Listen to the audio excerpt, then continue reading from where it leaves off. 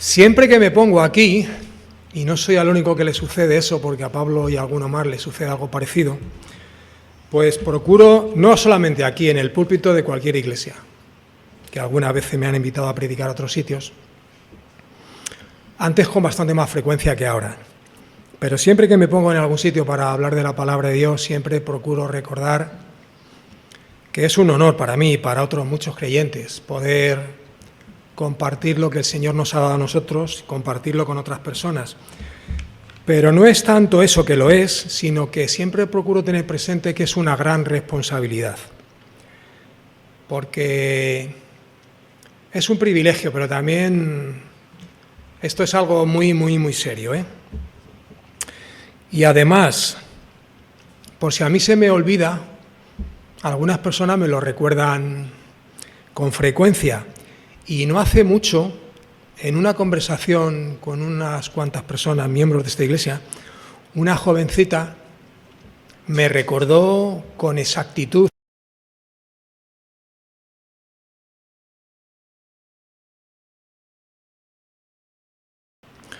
y me quedé, porque es que lo repitió exactamente como yo lo había expuesto, enseñado desde aquí, desde el púlpito. Por una parte me dio mucha alegría, dije, jolín, pues esta persona está pendiente a las cosas que se dicen. Pero por otra parte dije, cuidado, que esto son cosas muy serias, para los que asumimos la responsabilidad de ponernos aquí para explicaros, para revelaros, para enseñarnos los tesoros de la palabra de Dios. Desde aquí se puede hacer mucho bien, impartiendo sana doctrina, pero también se puede confundir y hacer cosas que no están bien. Diciendo la palabra de Dios dice esto y a lo mejor no es así lo que dice la palabra de Dios. O lo que sería todavía peor, el Señor ha dicho cuando el Señor igual no ha dicho tal cosa. Entonces eso siempre lo tengo muy presente. Y además de que lo tengo presente, le pido al Señor que no permita que nadie que se ponga aquí diga el Señor ha dicho y que el Señor no haya dicho tal cosa. Entonces, cosas muy serias. Bien, el texto del que tengo que hablar hoy lo tenía que haber compartido con vosotros hace ya tiempo, el día que fuisteis al río Sorbe.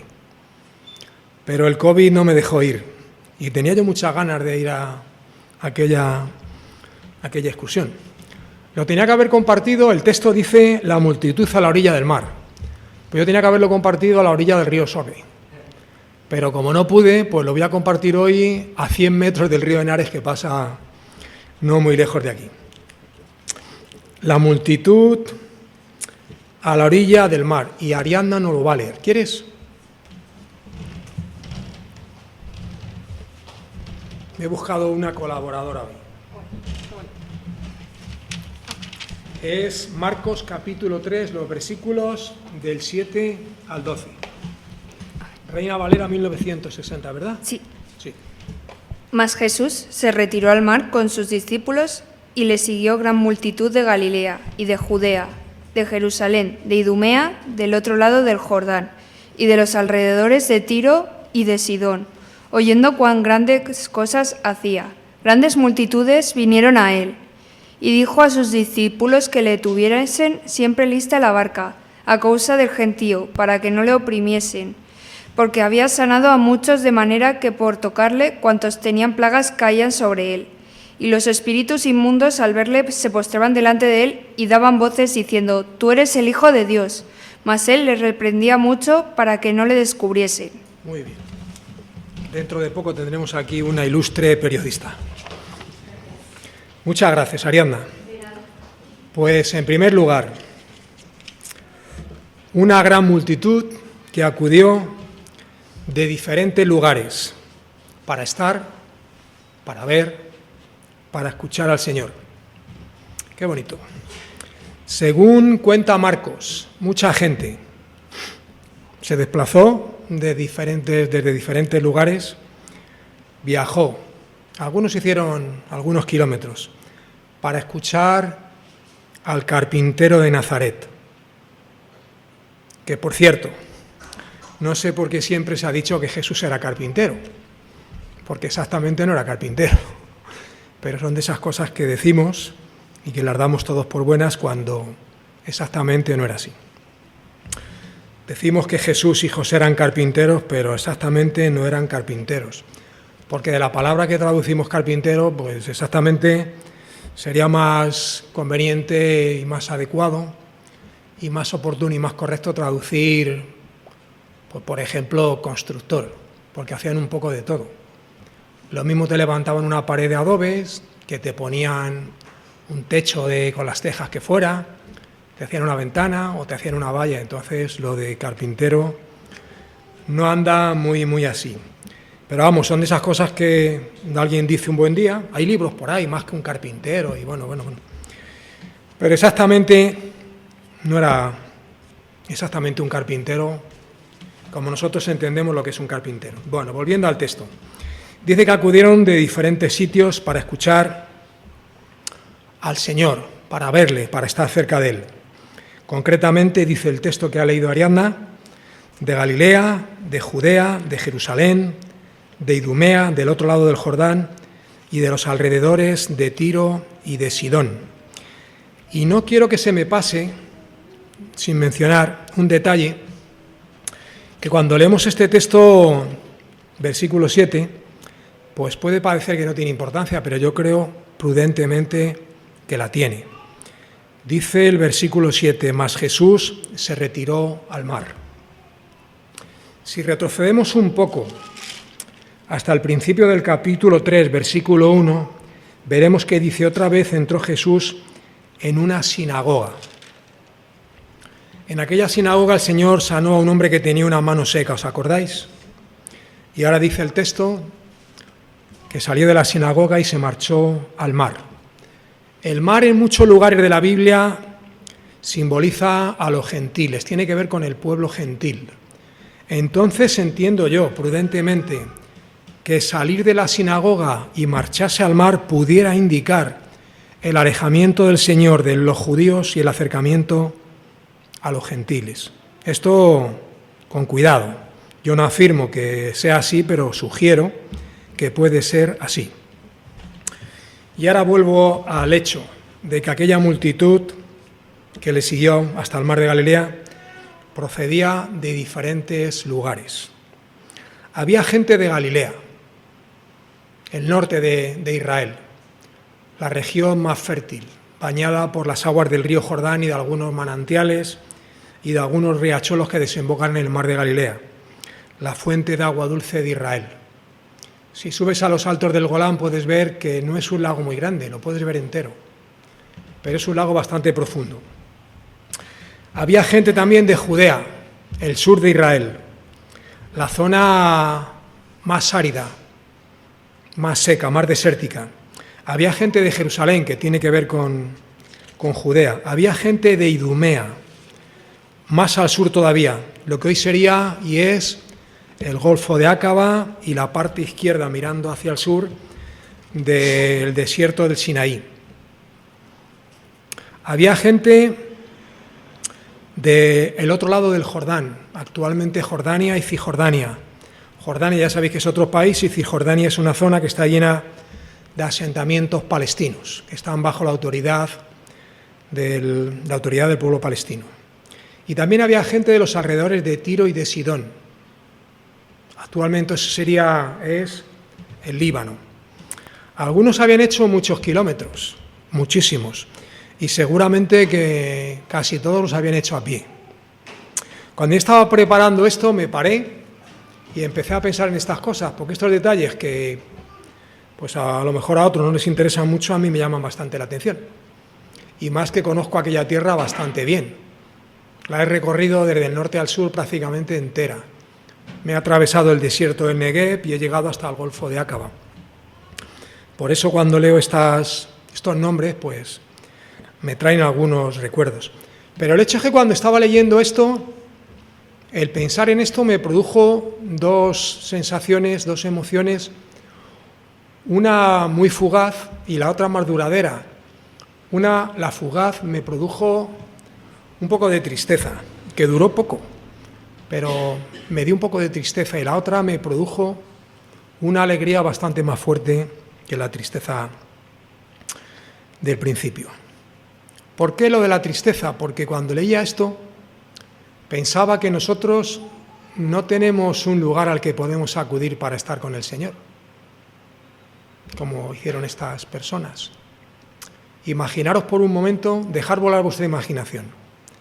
Imaginaros por un momento que en todas las iglesias evangélicas de España se anunciara el domingo que viene, por ejemplo, el día 1 de agosto Jesús va a predicar en Girona, todos corriendo para Gerona, autobuses, coches, motos, trenes, aviones, todo el pueblo evangélico y algunos que también entiendo que son creyentes, que a lo mejor no son evangélicos, pero creo que también pueden ser creyentes, desplazándonos ahí arriba.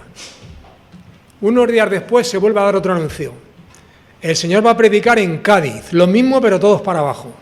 Qué bonito sería, ¿no?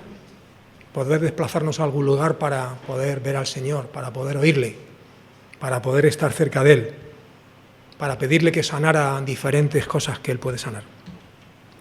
Eso fue lo que me produjo tristeza, pero rápidamente se me pasó al pensar que efectivamente no hay lugar donde podamos desplazarnos para estar con el Señor. Pero ¿sabéis por qué no lo hay? Porque no lo necesitamos, porque no nos hace falta. El Señor está siempre con nosotros. Y no solo está con nosotros, está en nosotros. Y eso, al pensar en eso, se me pasó la tristeza y me inundó algo que es difícil de describir. No hace falta. El Señor está siempre cerca de nosotros. Eso personalmente me emociona. Uno de mis textos que más me gustan de la palabra de Dios, Éxodo 33:14, no lo busquéis. Le dijo el Señor a Moisés: mi presencia irá contigo. Otras versiones, en vez de traducir presencia, traducen mi rostro irá contigo, que no sé cuál de las dos cosas es más bonita. Ese texto me acompaña a mí desde hace muchísimo tiempo. Y en muchas y en diferentes ocasiones y situaciones procuro tener siempre presente, siempre, que el Señor está cerca de mí, igual de cada uno de vosotros. Estemos donde estemos, da lo mismo donde vayas, el Señor siempre está cerca de ti. Por poner un par de ejemplos disparatados, imaginaros que hacemos una excursión a la cima del Everest. Creo que son 8.840 y no sé cuántos metros de altura. Creo que son 8.848, creo. Subimos allí y el Señor con nosotros. Podemos descender a las profundidades de la tierra, a donde queráis, a una mina de 600 metros de profundidad, o mejor aún, podemos coger un submarino de esos pequeñitos y descender al punto más profundo del mar, la fosa de las Marianas, 11.000 metros para abajo. ¿Os lo imagináis? Pues el Señor también estaría allí con nosotros. Eso en el Antiguo Testamento, pero ¿y en el Nuevo Testamento? ¿Qué dijo el Señor cuando se fue al cielo? He aquí, yo estoy con vosotros todos los días hasta el fin del mundo. No dijo, estaré, o igual sí, o igual no. El Señor afirmó, yo estoy con vosotros todos los días hasta el fin del mundo. Por eso, nada de tristezas, al contrario, mucha alegría al saber que el Señor siempre está cerca de cada uno de nosotros. No importa la situación donde estés, el Señor está a tu lado. Qué bonito. En segundo lugar, dice el texto que había sanado a muchos. Mucha gente había sido sanada por el Señor, porque había sanado a muchos, de manera que por tocarle, cuantos tenían plagas caían sobre él. Plagas, enfermedades o cualquier tipo de dolencia. Acudían al Señor para ser sanados por él, como yo acudo pidiendo al Señor que cure a mi amigo Manolo, a mi amigo Manuel. Hace algunos domingos, está Carlos ahí, me alegro de verte, nos detalló y de qué manera todos los milagros que había hecho el Señor. ¿Os acordáis? Yo me acuerdo perfectamente. el Señor sanó a muchísima gente y Carlos nos citó uno por uno todos los milagros que hizo el Señor. Si a mí me pidiera alguien, Ángel, tienes que escoger 2 de esos pasajes que cuentan sanidades que hizo el Señor, tienes que quedarte con 2. Tendría verdaderos problemas porque me gustan casi todos, pero hay 2 que me gustan de manera muy, muy especial y que me ponen la carne de gallina. Uno de ellos es el que cuenta que había una mujer que tenía desde hacía mucho tiempo hemorragias, tenía pérdidas de sangre, ¿os acordáis? Y la mujer iba pensando, si fuese capaz de acercarme al Maestro, solamente con tocar su ropa, seguro que el Señor me sanaría. Y aquella mujer se abrió paso entre la multitud que oprimía al Señor, y sucedió lo que ella pensaba que iba a suceder. Tocó el manto del Señor. Y en aquel momento la sangre dejó de fluir, dejó de perder sangre. Este pasaje me parece maravilloso porque es una muestra de la ternura y de la dulzura del que es nuestro Señor, nuestro Maestro y nuestro Rey. Otro texto que también me parece muy, muy, muy hermoso. Aquel que cuenta que había un hombre tirado en una camilla, ¿os acordáis? Y el Señor se le quedó mirando y le dijo, tus pecados te son perdonados. Y los de siempre empezaron a decir las cosas que decían, blasfemia. Y Jesús les dijo, ¿qué es más fácil? ¿Decirle tus pecados te son perdonados? O decirle, levántate, toma tu lecho y vete a tu casa. Pues para que sepáis que el Hijo del Hombre tiene potestad en la tierra para perdonar pecados, a ti te digo, levántate, toma tu lecho y márchate a tu casa. Y así sucedió. Aquel hombre se levantó, cogió su camilla y se marchó. Pero vamos, cito estos 2 porque son los que más me gustan, pero hay otro que también me gusta sobremanera. Aquel hombre que era ciego de nacimiento y le preguntaban, ¿qué te ha hecho? Pues no lo sé. Tampoco me interesa mucho. Lo único que sé es que nací ciego, que nunca he visto y ahora veo. ¿Os parece poco? Pregunta para cada uno de vosotros, que no tenéis que contestar, por cierto, ¿eh? ¿De qué te sanó a ti? ¿Qué fue lo que el Señor sanó en ti? ¿De qué te sanó el Señor?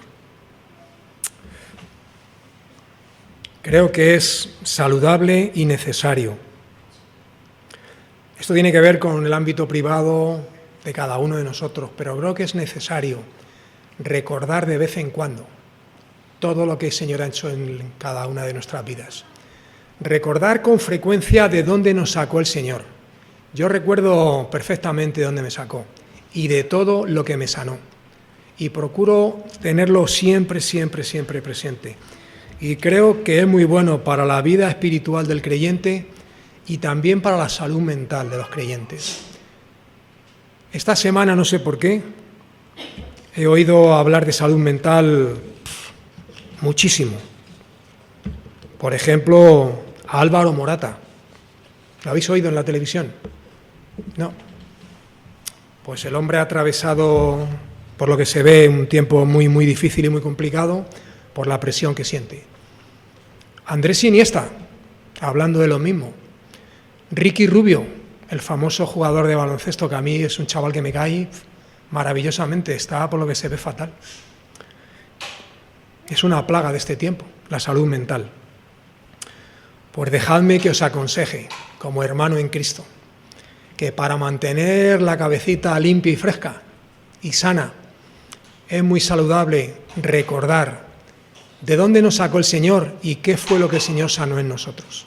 Y además, cuando lo recordemos y oremos dando gracias, os aconsejo que lo hagáis en voz alta, verbalizando. Señor, te doy gracias porque me curaste de esto, de aquello y de aquello otro que solo tú y yo sabemos. Y un consejo, mirar, estas cosas son privadas, pero de vez en cuando hay cosas que podemos compartir con otros creyentes, porque a menudo solemos cometer el error de pensar que a nosotros nos suceden muchas cosas y a otros no les suceden.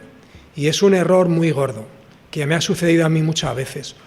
Cuando yo me convertí al Señor y David y mi esposa nos integramos en la iglesia en la que estuvimos 21 años, en la iglesia Cristo Vive, Yo me sentaba los domingos en la silla y miraba a mis hermanos en Cristo y lo primero, lo que siempre pensaba lo mismo, ellos nunca han sido tan malos como yo. Los miraba y los veía, pues no sé, rodeados de una luz así especial y los veía casi perfectos. Algunos de ellos me fueron contando con el tiempo que habían pasado, si no las mismas cosas que yo, parecidas, y que el Señor en sus vidas había hecho, si no las mismas cosas que la mía, cosas parecidas. Y aquello pues como que me reconfortó, porque yo pensaba que era el más malo de todos, y bueno, pues era uno más de los muchos malos que había allí. Entonces, algunas veces hay cosas que podemos compartir con otros hermanos que seguramente que les va a hacer bien, ¿vale? No hay nada, absolutamente nada, por grande y feo que haya sido, que el Señor no pueda sanar.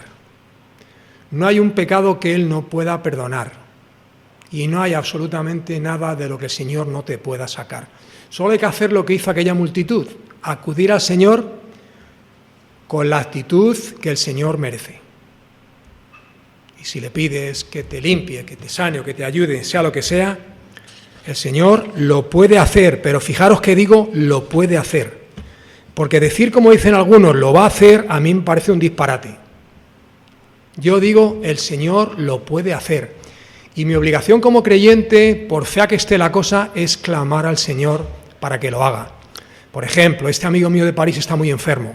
Ya le han tenido que quitar un riñón y ahora el cáncer se le ha pasado al otro. Y a los pulmones y al hígado y no sé cuántos sitios más. Pero sé que eso no es nada para el Señor y que con su sola palabra puede hacer así y sanar a mi amigo, porque he visto cosas maravillosas que el Señor ha hecho. Ahora, no aseguremos nunca que el Señor lo va a hacer. Sí aseguremos que el Señor lo puede hacer. Y que por encima de cualquier consideración está su voluntad. Que el Señor puede sanar o puede ser que no sane. Cuando una persona está necesitada de ayuda, lo mejor que podemos hacer es orar constantemente por él. Orar delante del Señor con humildad, con mansedumbre, con reverencia y acercándonos a Él con la actitud que el Señor merece. Y el Señor puede sanar lo que sea. Y es un privilegio de cualquier creyente poder ponerse de rodillas y decirle, Señor, te ruego por esta persona, por aquella o por la otra. Estamos orando también en mi familia por una niña que es hija de una persona a la que conocemos desde que nació, que le ha nacido una niña con leucemia. Y están pasando, son creyentes, están pasando lo que no os podéis imaginar. Le han tenido que hacer ya un trasplante de médula a una criatura que tiene 3 o 4 meses y lleva recibiendo quimio desde que nació. Todos los días oramos por ella porque sabemos que el Señor la puede sanar y por eso lo hacemos. Y algunas veces he escuchado a algún creyente que dice, lo único que podemos hacer es orar. ¿Cómo que lo único? Si es lo mejor y lo más importante y lo más poderoso. Por eso cuando alguien lo necesita, pues oramos por él. Con humildad, con reverencia y sabiendo a quién nos dirigimos. Y algunas veces, pues incluso se puede decir, Señor, tú has prometido en tu palabra que puedes hacer esto y te ruego, pues que lo hagas. Orar sin cesar, ¿vale? Y en último lugar, los espíritus inmundos. El versículo 11 habla de espíritus inmundos. Este texto es interesante porque vemos que el Señor les reprende por decir algo que es verdad. Pero es que no es el único texto, hay otro texto en el que el apóstol Pablo reprende a otra persona también por decir cosas que también eran verdad. En este caso, el Señor les reprende y estaban diciendo, tú eres el Hijo de Dios, verdad absoluta. Pues el Señor les reprendió. Y tengo la sana costumbre, porque me lo enseñó alguien hace mucho tiempo, que cuando leo en la Biblia alguna cosa y no termino de entenderla, pues voy con un papelito apuntándolo y luego le hago preguntas al texto para entender las cosas. Primera pregunta. ¿Quiénes eran los espíritus inmundos? Creo que todos lo sabemos, ¿no? Pero por si acaso lo menciono.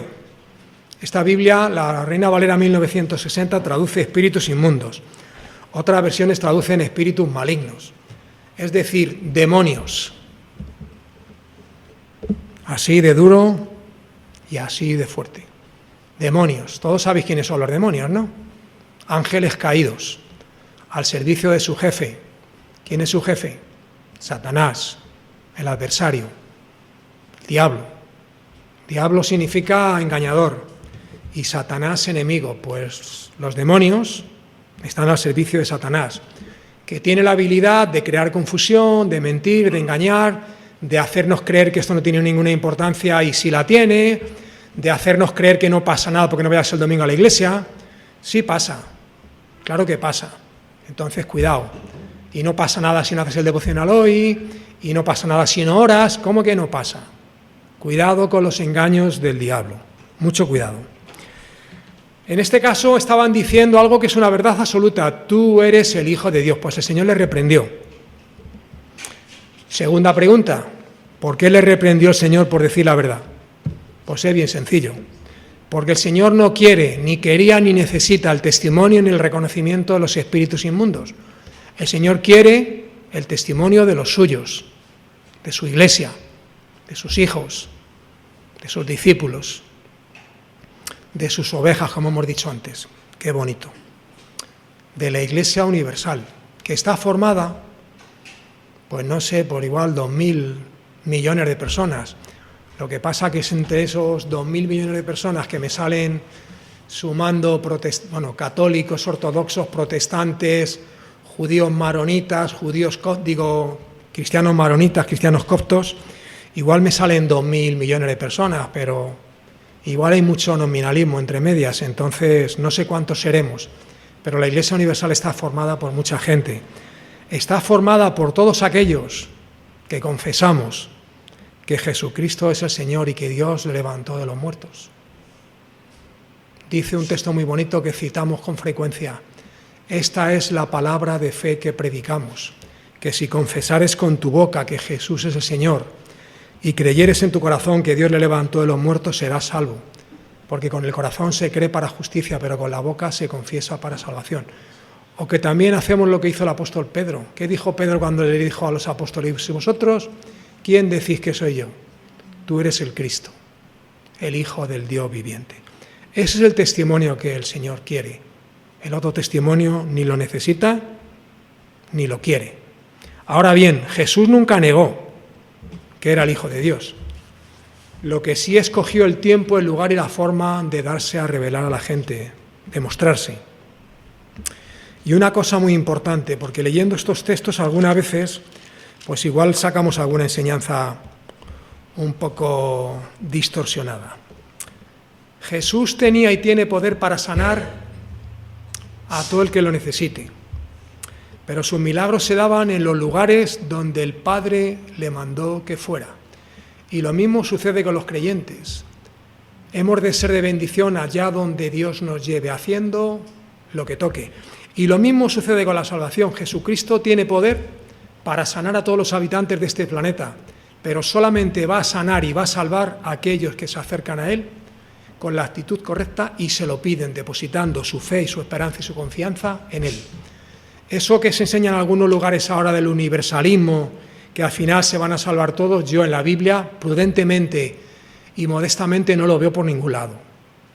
A mí me enseña la Biblia que el justo por la fe vivirá, y la Biblia me enseña: cree en Jesucristo y serás salvo. Lo demás no lo veo por ningún sitio. De este pasaje podemos aprender varias cosas muy interesantes. Por ejemplo, que en el mundo hay necesidad y desgracia por todos los lados, pero Jesús enseñó, salvó y sanó donde el Padre le mandó que fuera. Y con los creyentes, lo he dicho antes, pero lo repito ahora, sucede lo mismo.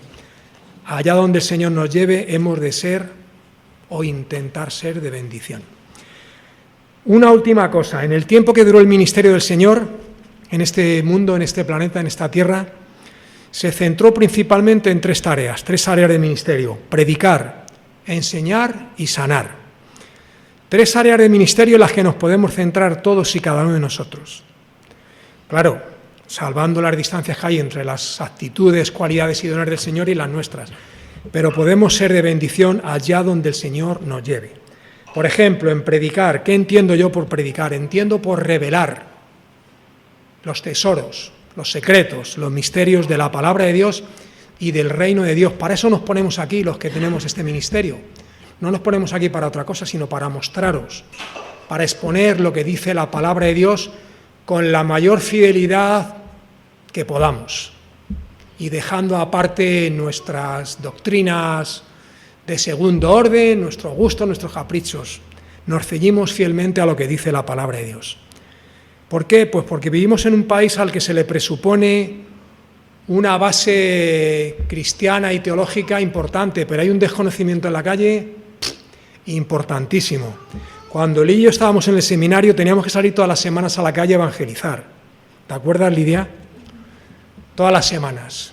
Teníamos que presentar por lo menos a 4 personas a las que les testificamos. Y al hablar con la gente en la calle te das cuenta del desconocimiento cristiano que hay en este país, que nos creemos que los españoles, y lo digo con tristeza, solemos pensar que somos alguien y tenemos mucho que aprender y tenemos que ser mucho más humildes de los que somos. La gente en la calle les preguntas por algunas cosas y tienen un desconocimiento bíblico, teológico y cristiano enorme. Y algo parecido sucede con enseñar. A la gente del mundo hay que enseñarle las cosas de Dios, y si no lo hacemos nosotros, ¿quién lo va a hacer? Pues seguramente nadie. Y sanar, evidentemente no podemos hacer los milagros que hacía el Señor, pero sí podemos clamar ante Él para que los haga, y podemos ser de ayuda allá donde podamos. Y hay tanta necesidad y tantos lugares donde se puede echar una mano, que tenemos que buscar donde podemos ayudar y hacerlo. Hay muchos trabajos que se pueden hacer, y deberíamos de meditar en estas cosas e intentar ser luz allá donde podamos. Bien, voy a terminar, que me voy de vacaciones ya mismo. Vicente se queda de guardia, ¿eh? 3 enseñanzas. Una gran multitud que acudió para estar cerca del Señor. El Señor había sanado a un montón de gente y los espíritus malignos. Siempre que leemos un pasaje, siempre que escuchamos un texto, siempre que una predicación, un estudio bíblico, lo que sea, siempre tenemos que preguntarnos, ¿qué nos enseña este pasaje? La famosa aplicación, que tanto nos gusta hablar de ella. Esto es un tanto a gusto del consumidor y por lo tanto subjetivo. A Susana seguro que le enseña el pasaje algunas cosas, a mí a lo mejor me enseña otras, o a lo mejor coincidimos y nos enseña lo mismo. Pero esto es un poquitín a gusto del consumidor, ¿vale? A mí me ha enseñado, bueno, más que enseñado, me ha recordado algo que ya el Señor me enseñó hace mucho tiempo, pero que no sé por qué, tengo la cabeza tan dura que se me olvida una y otra vez. Lees un pasaje, a mí me da los pasajes para predicar Javier, concretamente este me le dio Javier, y a lo mejor lo leo y torpe de mí, pues que alguna vez digo lo mismo, y que voy a compartir con los hermanos de este pasaje. Creo que lo conozco y que el Señor ya me ha enseñado todo lo que tenía que enseñarme, y me di cuenta de que soy un ceporro, y que el Señor me va a seguir enseñando todavía más cosas. ¿Por qué digo esto? Porque mirar, esto espero que se os quede en el recuerdo. Con la palabra de Dios sucede algo parecido a lo que sería salir al campo a buscar tesoros. ¿Habéis salido alguna vez al campo a buscar tesoros? Pues hay que hacerlo de vez en cuando. Se va con un pico y una pala. Con el pico se golpea el suelo para hacer agujeros y luego la pala se profundiza. Y a lo mejor encuentras algo de valor, puedes encontrar una amatista, una pepita de oro, yo qué sé, alguna piedra semipreciosa o alguna piedra preciosa, ¿por qué no? Pues con la palabra de Dios sucede lo mismo. Hay que profundizar, hay que darle al pico y hay que darle a la pala. Y si el Señor quiere mostrarnos algún tesoro, pues seguro que nos lo muestra. Amén. Que el Señor os bendiga.